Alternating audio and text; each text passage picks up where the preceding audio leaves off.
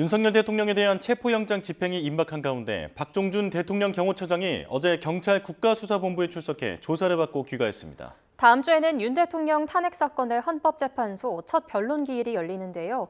주요 쟁점들 서정빈 변호사와 짚어보겠습니다. 전화로 연결돼 있습니다. 변호사님 나와 계십니까? 네, 안녕하십니까. 네, 안녕하십니까.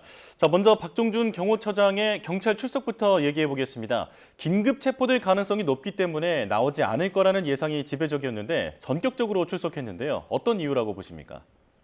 근데 사실 전날까지만 하더라도 이 출석에 불응할 것이라는 의견이 지배적이었고 예상 밖의 출석이었기 때문에 그 의도와 배경에 대해서 여러 의견들이 나오고 있는 상황입니다.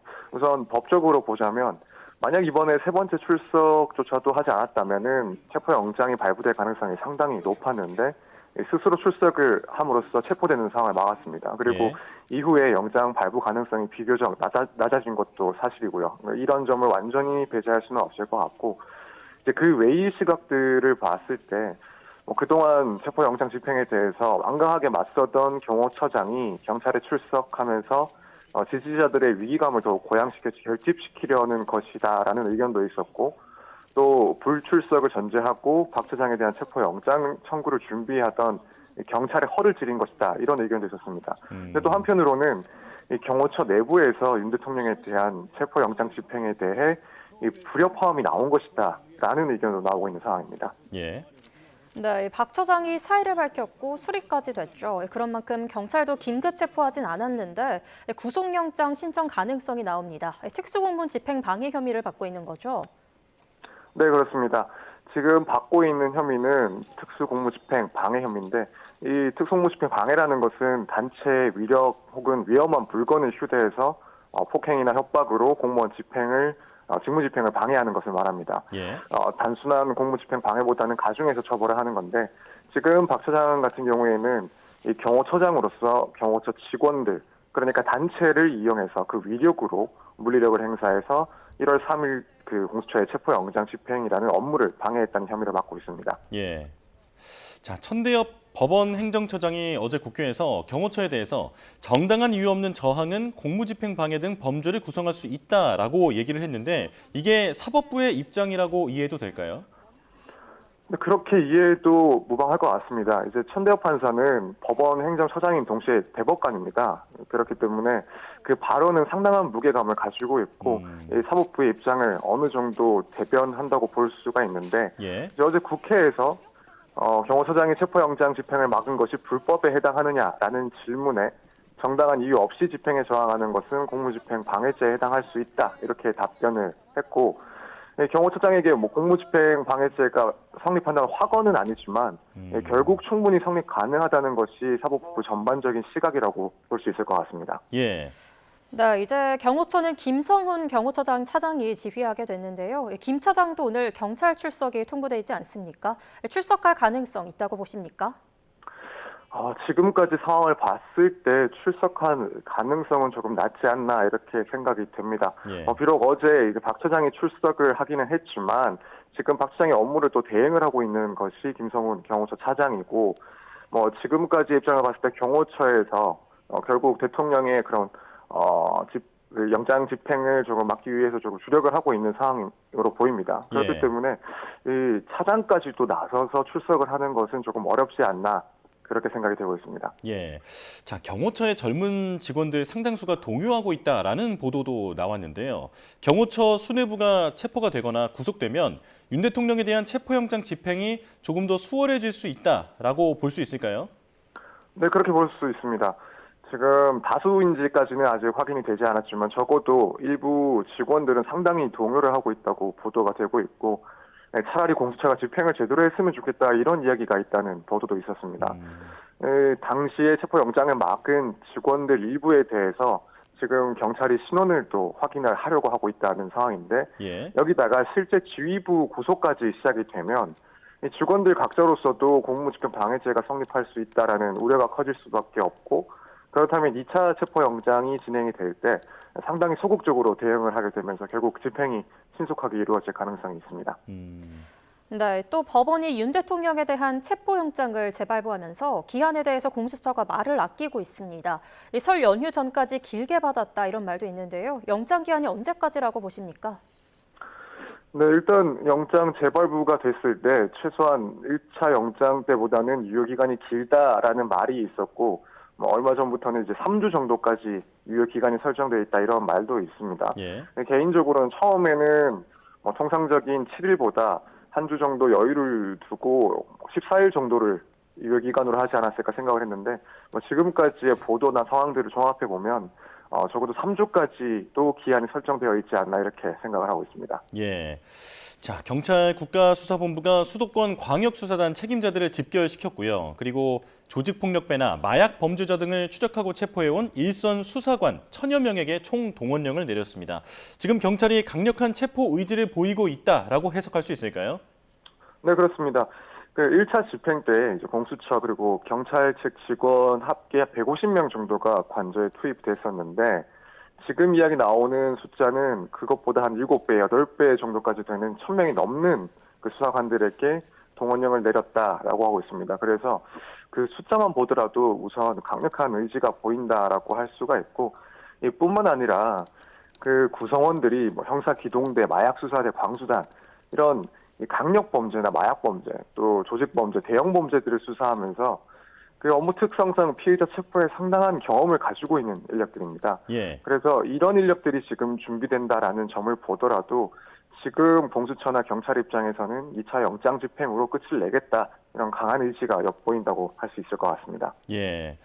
자, 그런데 경찰은 앞서서 경찰 특공대라든지 헬기 같은 특수장비 도입에는 선을 그었는데 이건 왜 그렇다고 보십니까? 아무래도 경찰 특공대까지도 투입이 될 경우에는 이제 일각에서는 이건 체포 영장을 집행하는 데 있어서 지나친 과잉한 진행이다라는 반발을 살 수가 있고 예. 오히려 이것 때문에 좀 더 강한 물리력 충돌이 발생할 수도 있는 그런 위험성이 있습니다. 그렇기 때문에 일단 경찰 쪽에서는 최대한 그 실무적인 경험이 있는 직원들의 인력을 그 숫자를 많이 확보하면서 특공대 그런 진입이나 이런 것들은 일단 피하려고 하는 모양새로 생각이 됩니다. 예. 네, 이 공수처가 2차 체포영장 집행에 나설 경우 국가기관들 간의 무력 충돌도 예상되고 있어서 우려를 낳고 있습니다. 이 형사기동대와 경호처 사이의 충돌 불가피한 걸까요? 지금까지 이제 경호처는 영장 집행을 막기 위해서 방비를 강화하고 있는 상황이라서 우선은 무력 충돌이 우려되는 상황이긴 합니다. 하지만 이 경호처 직원들 숫자와 엇비슷하거나 아니면 살짝 웃도는 수준의 인력이 아니라 오히려 이제 압도하는 숫자의 경찰 인력이 투입될 것으로 예상이 되고 있어서 예. 그렇다면 이런 수적 우위 때문에 오히려 무력 충돌 가능성이 떨어지지 않을까 이렇게 생각을 하고 있습니다. 예. 자, 그런가 하면 국민의힘 의원들이 지금 관저 앞에서 주기적으로 집결을 하고 있는데 오동훈 공수처장이 국회의원도 영장 집행 업무를 방해하면 공무집행 방해에 적용된다라고 얘기를 했습니다. 자, 그런데 국회의원은 불체포 특권이 있지 않습니까? 현행범인 경우에는 체포를 할 수 있다라는 거죠? 네, 그렇습니다. 이제 국회의원은 회기 중에 체포되지 않는 불체포 특권이 있긴 하지만 현행범은 예외이고 이제 오동훈 공수처장 발언대로 영장 집행 업무를 물리력으로 반행하면 현행범으로 이제 공무집행 방해죄 현행범으로 체포를 할 수가 있습니다.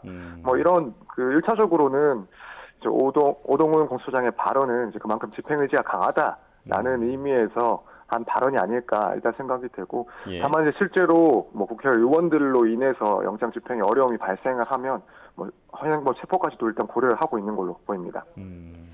네, 또 12.3 비상계엄 사태를 주도한 혐의로 구속 기소된 김용현 전 국방부 장관 측이 비상계엄 포고령 이론은 여전히 유효하다고 본다라고 주장했습니다. 이와 관련해서 계속 고발 조치하겠다고 했는데 이건 또 무슨 말입니까? 일단 포고령 1호가 지금까지 효력이 살아있다라고 그대로 의미한다기보다는 예. 이제 포고령이 선포가 되고 또 계엄이 해제된 대여섯 시간 동안은 효력이 있었고 그때 포고령 내용과 다르게 정치 활동을 한 자들은 지금도 고발해서 처벌할 수 있다는 주장으로 보입니다. 근데 이 포고령 자체가 사실은 헌법에 위반되는 내용들이라서 설득력을 가지지 못하는 주장으로 보이고 이 개인적으로는 뭐 피고인이 방어 수단으로 여러 주장하는 것은 가능한데 예. 이런 주장을 하면서 정치인들을 고발하는 게 과연 김용현 전 장관에게 어떤 이득이나 혹은 의미가 있을지는 좀 이해하기 어려운 지점입니다. 예. 자, 그런가 하면 이제 내란 특검법에 대해서도 지금 정쟁의 이제 중심에 서게 됐는데 이 질문도 드리겠습니다. 자, 국회에서 지금 내란 특검법 관련해서 지금 야당이 대폭 양보했다라고 하면서 어떤 야당의 단독 추천권이라든지 비토권이라든지 이런 부분들을 삭제해서 재발의를 한 상황입니다. 자, 본회의에 올리겠다고 하는데 이렇게 되면 특검법 통과 가능성이 높아졌다고 볼 수 있을까요? 근데 우선 뭐 추천 방식을 제3자 추천 방식으로 바꾼 거라든가 혹은 뭐 비토권 이런 것들을 포기한 그것들을 이제 생각을 하면 아무래도 여당 측에 추가 이탈표가 생길 가능성도 생겼다고 볼 수 있을 것 같긴 합니다. 예. 근데 이제 문제는 이제 그 특검의 수사 대상에 이제 외환유치죄를 포함을 시켰기 때문에 이 네. 부분은 또 민감한 부분이 될 수가 있어서 이 점이 결국 또 특검법이 통과되는데 상당히 난점이 되지 않을까 이렇게 예상이 됩니다. 예. 네, 그런데 또 야권이 2차 내란 특검법에 북한 군사 공격을 유도했다면서 외환 유치죄를 포함했습니다. 이게 어떤 배경에서 이뤄진 걸까요? 네, 그동안 이제 북한의 정부가 무인기를 보내서 전단을 살포했다는 의혹이나 혹은 오물풍선에 대해서 원점 타격을 검토했다는 의혹이 있었고 또 최근에는 노상원 전 사령관의 수첩에서 그런 내용들이 나왔다라는 그런 이야기들이 있습니다. 그렇기 때문에 이 12월 3일 계엄 선포 이전부터 그 환경을 마련하기 위해서 이 북의 대남 공격을 유도한 것 아닌가라는 의혹이 제기되고 있는 상황입니다. 예. 그래서 이번에 새로 내란 특검 법안을 내놓으면서 이 외환과 관련된 범죄들에 대해서 수사가 진행돼야 된다. 이런 야당의 입장이 반영된 내용이라고 볼 수 있습니다. 예. 자, 윤 대통령 탄핵 사건의 첫 변론 기일이 다음 주 14일과 16일에 열릴 예정입니다. 헌법재판소가 방청권의 선착순 배부를 중단하기로 했다고 하는데 이게 어떤 이유에서 나온 결정일까요? 헌재가 이 부분에 대해서 입장을 밝혔습니다. 이제 최근에 윤 대통령 탄핵 사건의 찬반 집회 등으로 인해서 청사 정문 주변에 혼란이 심각하게 발생을 하고 있고 시민 안전을 위해서 단행한 조치다 이렇게 설명을 했습니다. 그래서 네.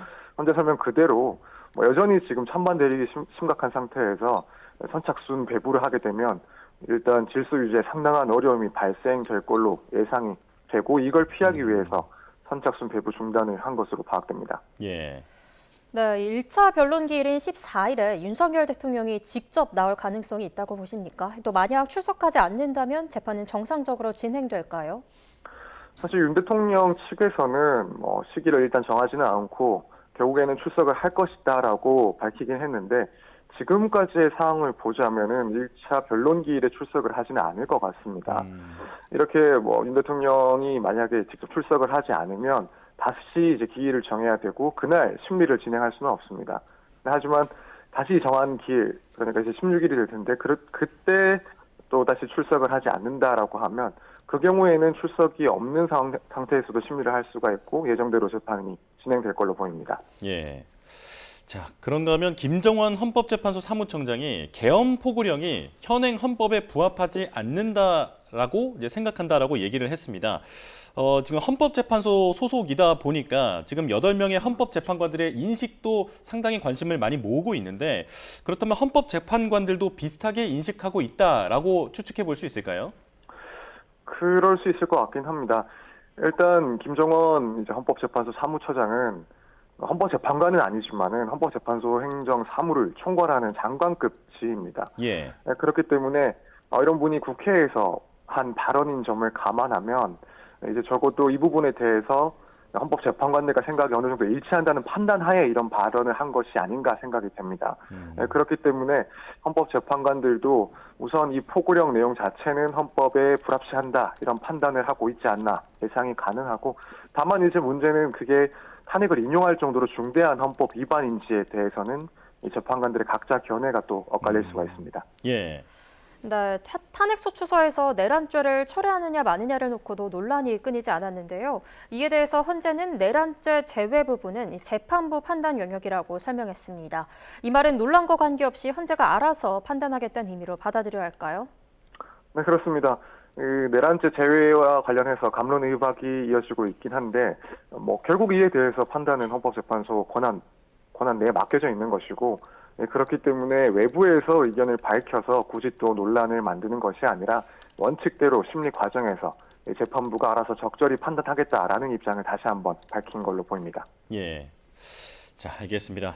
윤석열 대통령에 대한 2차 체포영장 집행 분위기가 무르익는 가운데 법적인 쟁점들 서정빈 변호사와 짚어봤습니다. 변호사님 고맙습니다. 감사합니다.